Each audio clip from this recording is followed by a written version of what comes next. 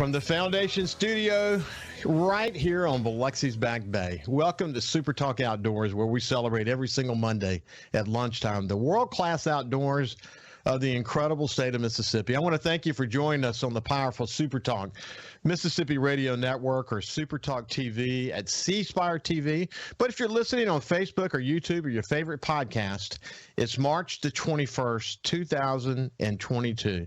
I want to thank you for going to the SuperTalk Outdoors Facebook page and liking us.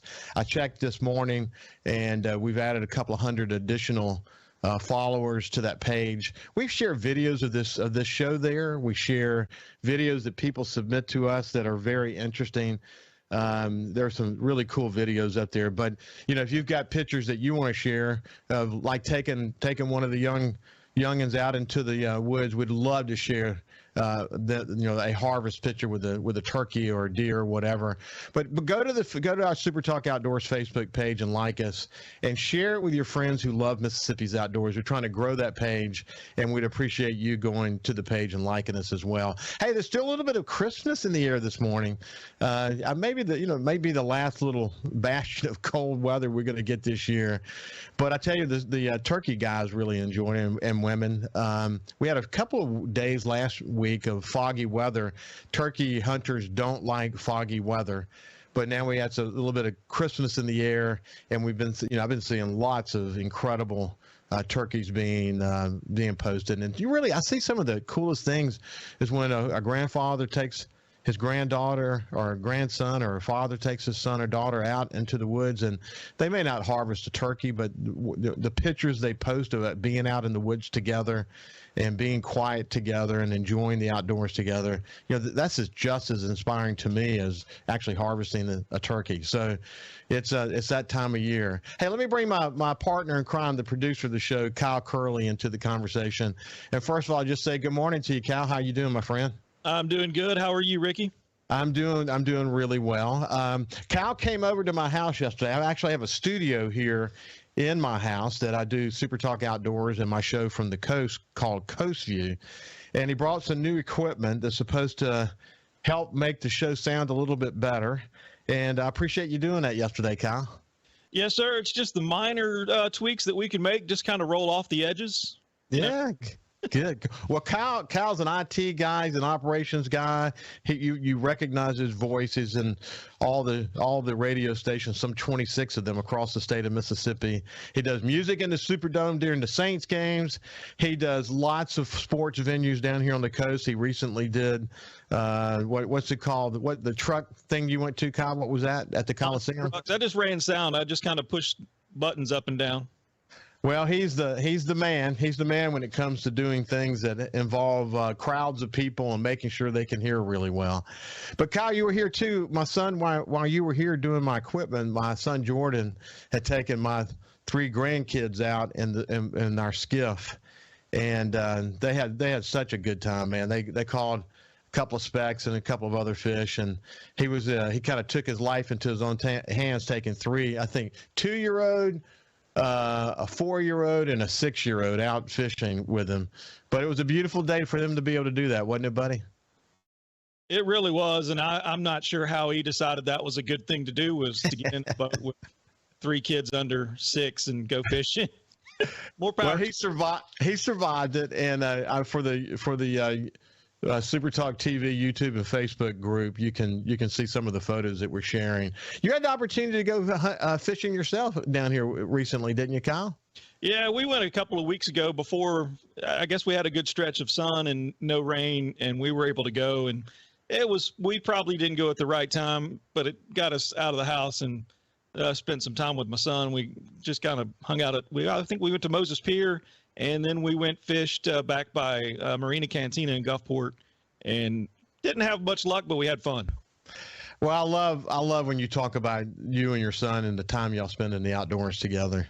I did that with my kids, and now my kids are doing it with the grandkids. And, I feel like a family that fishes and hunts and enjoys the outdoors together, stays together. And it's a great opportunity for you and your son to spend quality time together, isn't it? It really is, and he's constantly asking me when we can go back again. Hey, Kyle, I can't help but think, I still have the the Ukrainian flag flying over my shoulder here, but I can't help but think about and pray for the people of Ukraine. And for people who listen to my show on the Coast View, I met a woman. Her name is Laurie Jackson. She's from Florida.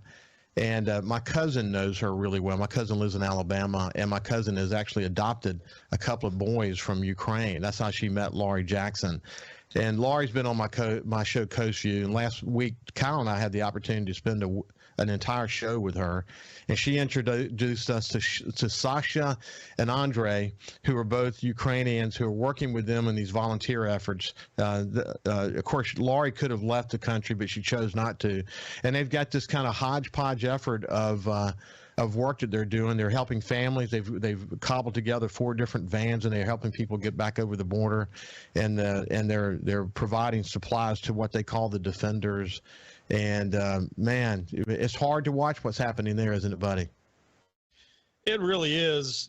You really hope for a quick end, but it doesn't look like it's going to be. And it's really, honestly, on the world stage, the longer it drags out, the worse it looks for Putin and Russia. And that's really what the rest of the world can only hope for, that it drags out. But at the same time, for the people of Ukraine, you don't want it to drag out any further than it has to. Now, I heard this phrase this morning, and it was attributed to the Wall Street Journal, but then I saw it used again by a doctor who did a special for the Arizona Daily Star. But the phrase was "time is life." Time is life.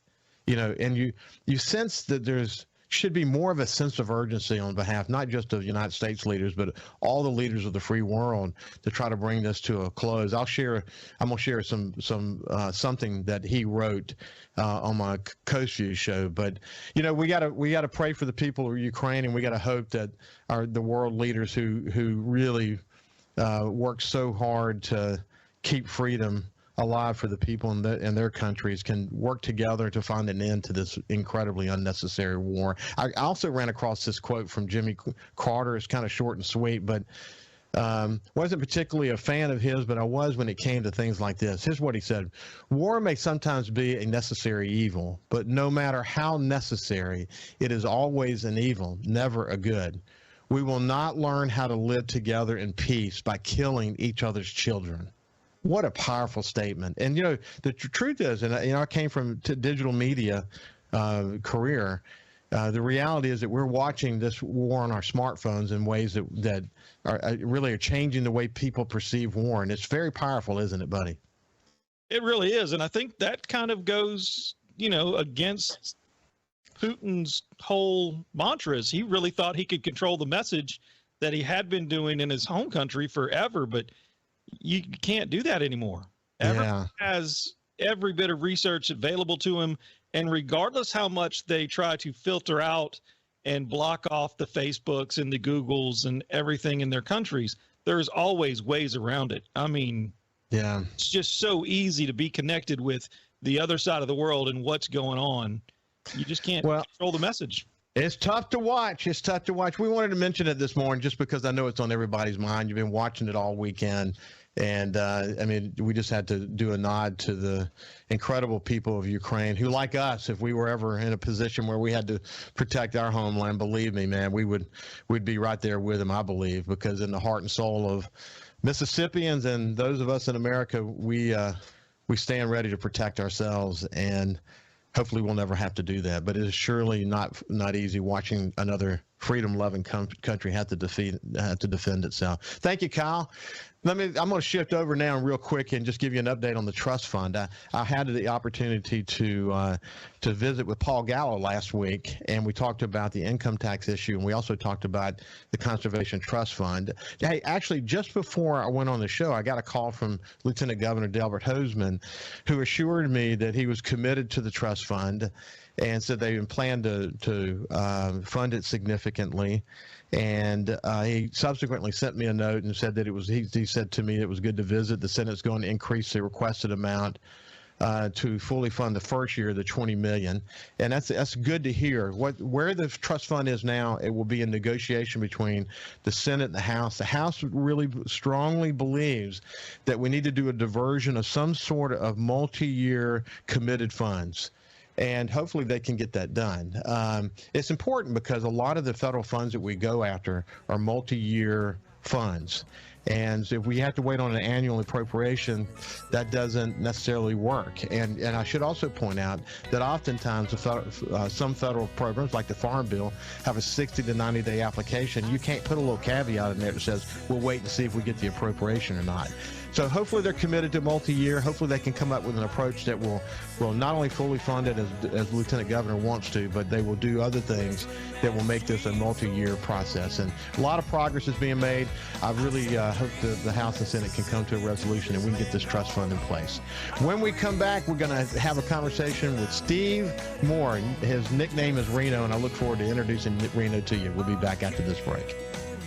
It's Super Talk Outdoors with Ricky Matthews on Super Talk, Mississippi. Welcome back to Super Talk Outdoors from the Foundation Studio right here on Biloxi's Back Bay. I enjoyed catching up with Kyle and doing a nod to the people of Ukraine and giving you an update on the trust fund. So hopefully the leaders of the House and the Senate can get together and we can get this in place and we don't continue to lose out, which we are to fellow states, some $40 million a year in federal matching funds. That would go a long way toward funding conservation projects across this state. Now I want to move over to my friend Steve Moore. Reno is his nickname, and Steve is first of all, he does a lot of different things, but what you probably may know him for is his handgun classes and gun safety classes. And after I got to know him, I said I want to spend more time with him because he's just such an interesting guy. So before we go any further, let me say good morning to you, Reno. How you doing? Good morning, Ricky. I'm doing fine. I hope y'all are too. Yeah, well, thank you, man. You've been with the Department of Wildlife, Fisheries, and Parks since 2011. I want to retrace some of your steps. What I mentioned to you while we were off the air is that you had the opportunity to be a protege to Colonel Jeff Cooper, who has a place called Gun Sight, and as I mentioned to you, it really made me want to do some research on him. And you guys ended up becoming very good friends until his death in I think 2006. And but you learned a lot from him, and we kind of rebuild some of those steps. And I want to know sort of what your early days were all about. But I'm looking forward to visiting with you, my friend. Same here, buddy. Same here. Okay, so let's start kind of from the beginning. You know, tell me about, where did you grow up, Jeff? Well, I grew up in Carthage, Mississippi, and it was almost, I guess most people at that time, I was born in 1956. It was sort of like Mayberry on Andy Griffith. It was a great place. You knew everybody in town. I can remember when we finally became a city, when we got 4,000 people there. So when I was growing up, it was very rural. Most people lived out of town. On Saturday, people would come to the square and do all their grocery shopping, and that's when you'd get your hair cut. I mean, it was, Americana, just per se.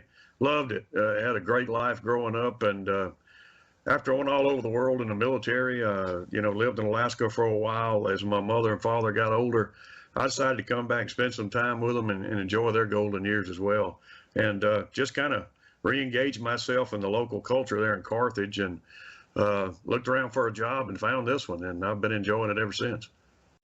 When you're talking about Carthage and the way it was, in some ways it's still that way. I mean, there are towns all across Mississippi that are a little bit like going back in time, and as regards to the values that exist there, the small town feel, still a great place to go, like have breakfast and be with the people who are the thought providers for the community all in one spot, having coffee and breakfast together.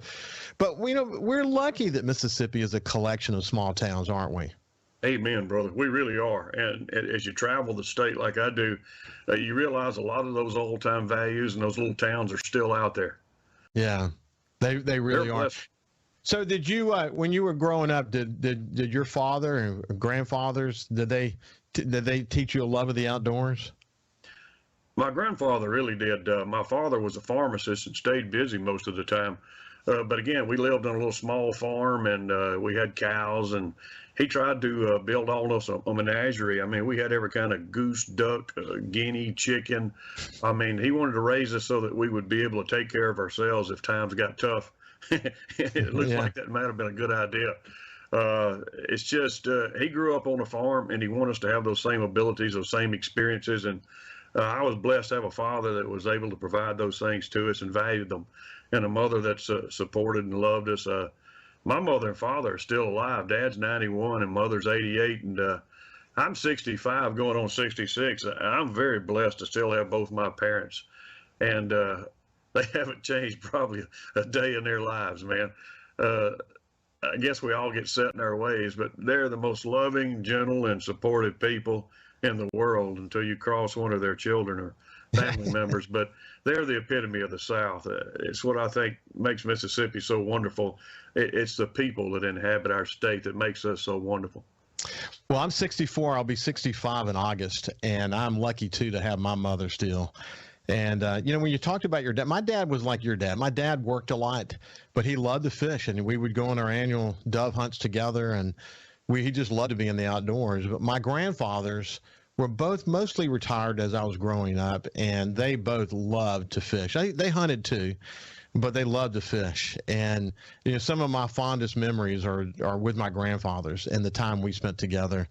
At one point, we lived in Pensacola for a really short period of time. We were in Mississippi by the time I was 4, but my grandparents still lived in Pensacola, and we'd go rent a house for the summer over in Pensacola.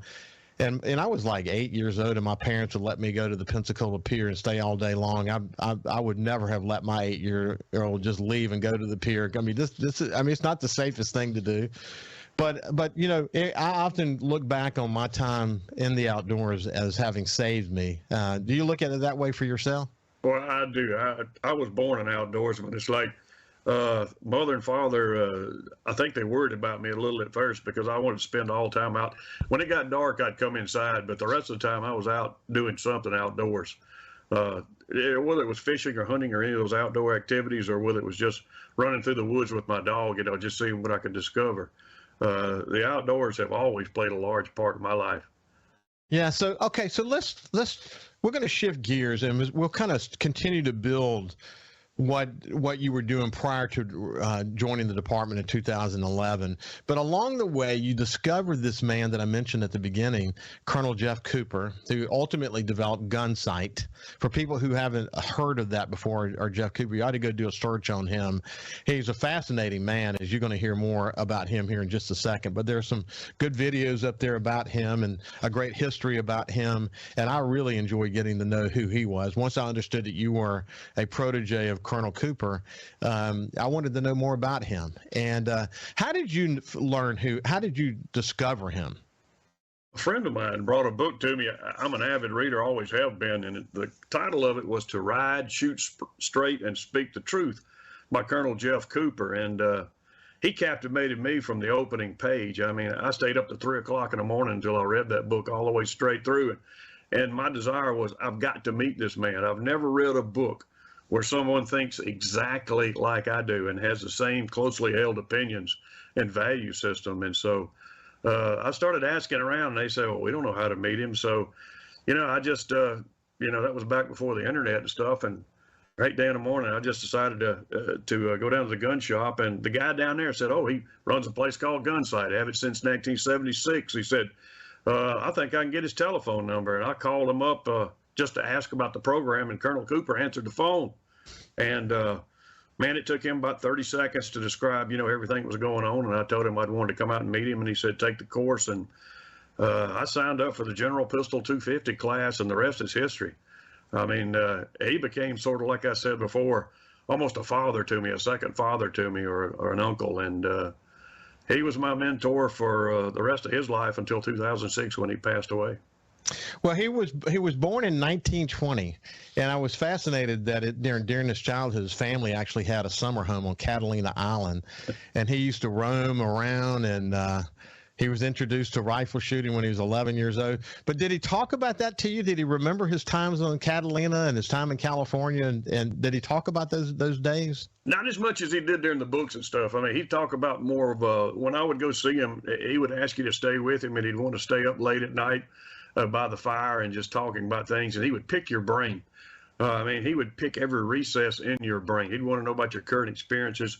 I was working in the Middle East as a helicopter pilot at the time for some paramilitary organizations, and he had worked with the Central Intelligence Agency over in the Far East and also down in Central America. So, you know, we were talking about some of the things that were going on, what I was doing, and he wanted to experience vicariously, you know, whatever you were doing and get intellectually involved, but he wanted to know what things felt like, what they sounded like, you know, what was going on in your mind, the time sequence things. I mean, he was a genius, and he really wanted to know everything he could know. And so he would really just do that Vulcan mind meld with you and try to pick your brain, and really enjoyed, you know, just talking to people. Yeah, he went to Stanford University, got a degree in political science. When you study his life, you really understand how that informed him. It created sort of a structure that he then evaluated so much of the way the world works. That he was in basic training when Pearl Harbor happened. I mean, so many interesting facts about him that I learned. But along the way, as you pointed out, he worked at he did some work for the CIA. He actually went to his grave with what that work was. He never spoke about it. Kept that sort of that secret the way it should have been kept. We're talking about Colonel Jeff Cooper, who built this organization called Gunsight. We'll come back to that in just a second, which Jeff Cooper was a protege to Reno, and Reno is teaching handgun classes for the Department of Wildlife, Fisheries, and Parks. It has been since 2011.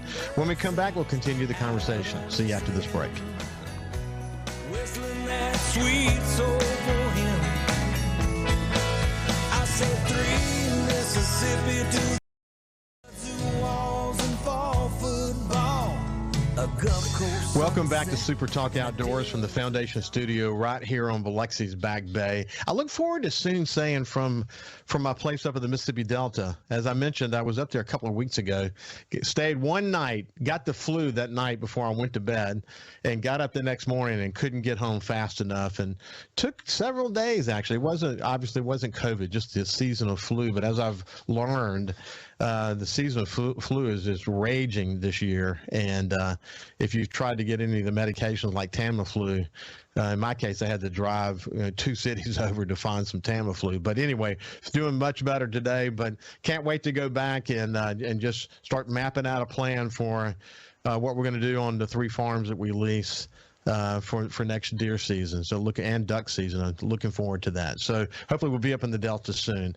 We're having a conversation with my friend Reno, who is a handgun specialist. Before we get too far away from Jeff Cooper, talk to me about what it is about what he taught through his organization, well, you can tell me more about Gunsight specifically, but what is it that he brought to the table? I mean, he and a couple of others are really credited with sort of the modern day approach to handguns. Tell me a little bit about the basics of that. The thing he could do, I call it simplistic elegance. I mean, he just, it's like taking a critter and boiling it down to the pure essence. He could do that. He could take a subject and look at it from 360 degrees and break it down to its basic elements. And then he could figure out how to impart that to the average person, to impart that ability to him. He understood the human brain, the kinematics of a situation, and he was a genius at doing it. And he wasn't intimidated by other people, so he would reach out for help in different subjects. And he would develop a team of experts until he had just thoroughly taken a subject, broken it down, and he'd build it back together. But the genius of him, I think, was being able to teach the average person, how to use that system. The system is actually relatively simple, and that's what I try to teach the basics of in my classes. But it really gets into the mental aspect of it, of the subconscious mind, and the way the conscious mind works, and elements of stress when somebody's obviously trying to hurt you, and the way your subconscious will come through those things too. And he really, again, I'll use the genius word way too much, but he had a great deal of common sense as well. But the way he could break things down to the simplest elements and build them back into a system, and then the way he could teach the average Joe how to perform those tasks, I think that was where he was really good. And that's why Gunsight still persists. He once wrote this: "Man fights with his mind. His hands and his weapons are simply extensions of his will. he really believed that, and it was so important to connect that handgun with the mind, because at the end of the day, it was the mind that was going to keep you safe. He believed that to his core, didn't he? That's the essence of it, man. The essence of how to think in a very violent situation. It's if someone attacks you, you have a time window to respond in. That initial response, that time it takes you to realize that you're in a life and death situation, and then the little time you have left to respond to it, that was the time window that he wanted you to be able to operate in, and it had to be a subconscious response. And so not only would he teach you how to respond, but he would build that into your subconscious mind and tell you how to do that. It was overall, it's just a brilliant technique and a brilliant method for doing that. And I don't know if we want to make a commercial for Gunsight or not, but I'm telling you, it's still out there. They still teach the same mantra, and it works. It works very well. I know he sold it, and when he did, he wanted to still be the boss, and so he wanted to still be involved, and it really did create this, like, I think his legacy will live on through that academy. One other thing that he wrote, which I found incredibly powerful, this is what he said. This goes back to what you were just saying. The state of mind which ensures victory in a gunfight. It is composed of awareness, anticipation, concentration, and coolness. Above all, it is the essence of self-control. Dexterity and marksmanship are prerequisites to confidence, and confidence is a prerequisite to self-control. Man, that's pretty powerful. And teaching that is a bit of a science, isn't it? It is. It is. I mean, you have to understand people, and you have to like people too. But my background is chemistry, pre-med, and so I'm not saying I'm a brain surgeon or anything, but if you understand the human mind and the way it works, he understood that. He had an intrinsic feel for it, and he was able to really take that and infuse those things into your mind mentally so well. The course that he taught, and the one they still teach out there, and they teach multiple courses, multiple different weapon types, but the basis for Gunsight is what they call the General 250 class, and that's general pistol. And the basics of that course, they're just brilliant. I mean, I've had doctor friends of mine go out there, and they're like, man, I wish I could have met this guy, because this course on its elemental levels, he understands the way the human mind works and the way the body works. And he says he understands. He says he must have been a doctor. And I said, no, he wasn't a doctor, but he was definitely a genius. But the people that really do understand the way the mind works are really amazed at the colonel and what he was able to do. Well, by extension, Reno, you've had the opportunity now through his teachings, to really hone your skills and the way you do things. And you actually teach the courses at the three major shooting ranges for Mississippi. But, we should, for people who may not have heard about the three major shooting ranges for Mississippi, first of all, we're lucky as heck to have these incredible facilities. Amen. But tell about the three of them. We have three of them: North, Central, and South Mississippi. The one in South Mississippi that you're a lot closer to is what we call the McHenry Range. It's about 9 miles south of Wiggins. It's about 23 miles north of Gulfport. Then we have one in Central Mississippi, the Turcotte Range. We're about 9 miles south of Canton, really on the northeastern section of the reservoir. And then we have one outside of Sardis, Mississippi, we call the McIver Range. It's in the McIver. They actually pronounce it the McKeever community, but we pronounce it McIver for some reason. But it's our range up in North Mississippi. It's just a few miles outside of Sardis. So we tried to stretch them, all the way across the state.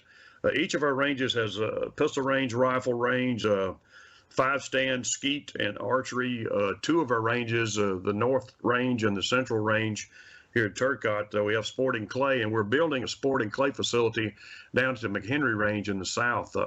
I was just talking to Jad this morning, Jad Touchton. He's our state range director. Weather always plays a key role in construction, particularly when you're moving a lot of dirt. But he still thinks that maybe early fall we'll have that range completed.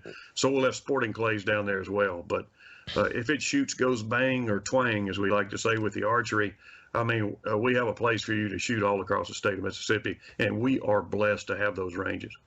I bet it just breaks your heart when you hear about a gun accident of some sort. Oh, man. What goes through your mind when you hear about a gun accident? A lack of training, I mean, it hurts your heart. I mean, it pains you. And when you realize they're preventable, that's the thing that really hurts you. We talk about gun sight and getting back to that a little bit. The Colonel Cooper, you wonder why it took us a long time to figure out that if you can't remember the safety rules, you're not going to practice them. And so instead of teaching 50 rules or 25 rules, one of the things that we do in our class is we teach Coopers 4 safety rules. And if everybody would learn those safety rules, not only would it protect them, but it'd protect everybody else. They're simple. I mean, if you want to, we'll just go over the rules right now. All 4 of them. The first one is all guns are loaded. All guns are always loaded. Treat them that way. Even if you know it's unloaded, you still treat it like it's loaded. Rule number 2, it's like never let the muzzle cover anything you're not willing to destroy.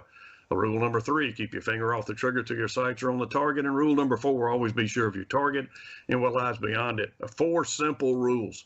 I teach them to my nephews and nieces. I taught them to them when they were 5 years old. So if a 5-year-old child can remember those rules, everybody else can too.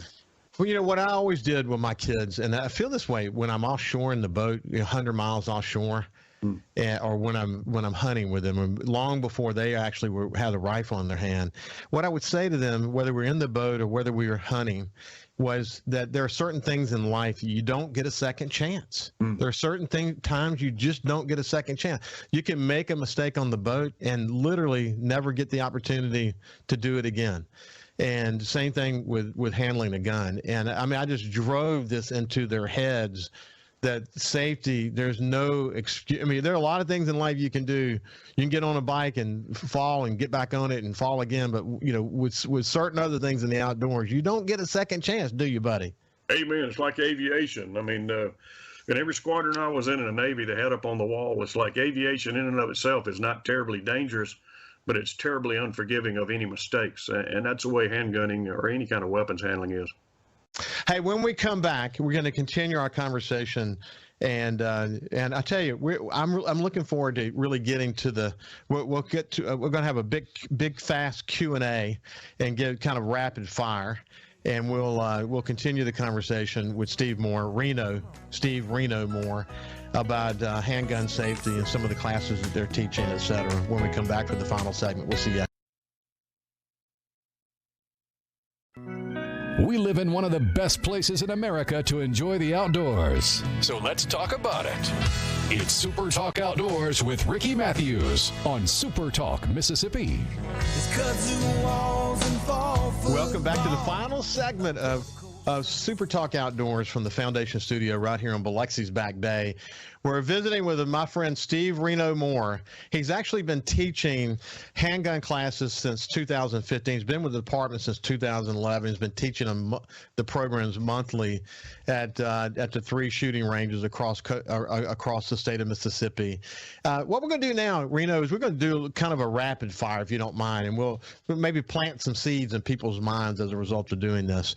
If someone doesn't own a handgun, but they really want one, they want to buy one, how do you talk about what's the best weapon for them to find, and how do they get one that fits them?